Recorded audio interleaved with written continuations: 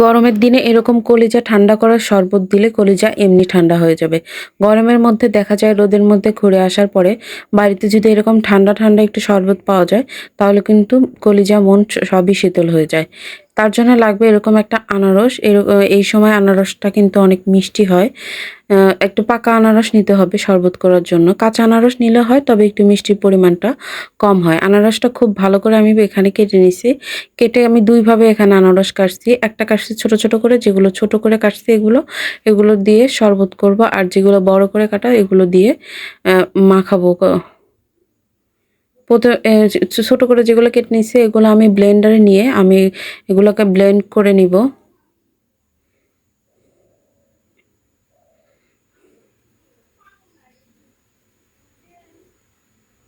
তারপর এখানে আমি সামান্য পরিমাণ চিনি দিয়ে দিলাম। আপনারা চাইলে নাও দিতে পারেন।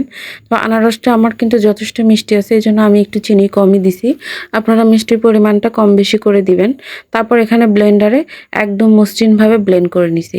আপনারা চাইলে এভাবেও খাইতে পারেন।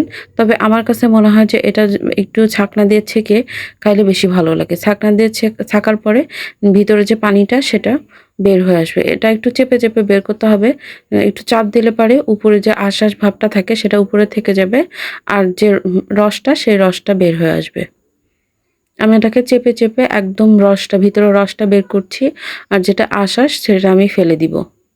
আমি পুরাটা এভাবে সুন্দর করে ছেঁকে নিলাম।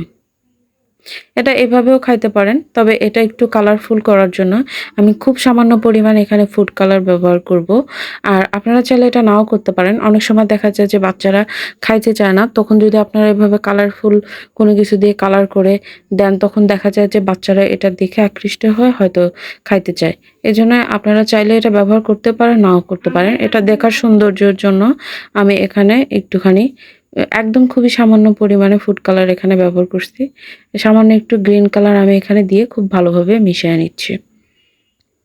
তবে এটা একদম অপশনাল। আপনারা চাইলে দিতেও পারেন, নাও পারেন এটা।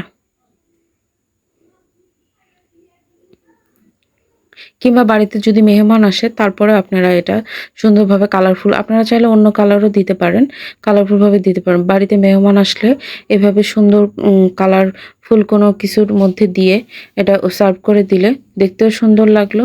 আর এটাতে সবাই পছন্দ করবে, বা বিশেষ করে বাচ্চারা এটা খুবই পছন্দ করবে।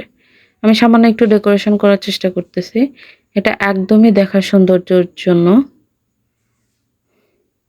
খুব সহজে বাড়িতে আপনারা এরকম মন ঠান্ডা করা শরবত বানায় নিতে পারেন। বিশেষ করে গরমের দিনের জন্য এটা কিন্তু খুবই উপকারী একটা শরবত। ধন্যবাদ সবাইকে আমার ভিডিওটা দেখার জন্য। যারা এত কষ্ট করে আমার ভিডিওটা দেখলেন তারা তাদেরকে অনেক ধন্যবাদ। আপনারা চাইলে আমার ভিডিওটা যদি ভালো লাগে আপনারা চাইলে আমার চ্যানেলটা একটু সাবস্ক্রাইব করে দিতে পারেন। একটু লাইক কমেন্ট করে দিতে পারেন। আর আমি যে অন্য বাকি অংশটা কেটে রাখছিলাম এইটা আমি মাখায় নিচ্ছি। সাধারণত দেখা যায় যে রাস্তায় মামারা যে মাখায় দেয় যখন আনারস, ওটা খাইতে কিন্তু খুবই ভালো লাগে। তো আমি ঠিক সেভাবেই বাড়িতেও মাখানোর চেষ্টা করতেছি। একটু কাঁচামরিচ, লবণ একটু ডলে নিলাম। তারপর এখানে বেশ খানিকটা পরিমাণ কাসুন্দি দিয়ে দিলাম। তারপর এটা খুব ভালো করে মাখায় নিব। আমি এই মাখানোর মধ্যে কিন্তু কোনো ধরনের চিনি ব্যবহার করব না। এই মাখানোটা এমনি ভালো লাগে। তবে আপনারা চাইলে চিনি ব্যবহার করতে পারেন। তো আমার কাছে কেন যেন মনে হয় এভাবেই স্বাদ লাগে। দেখতে কিন্তু খুবই বেশি লোভনীয় লাগতেছে।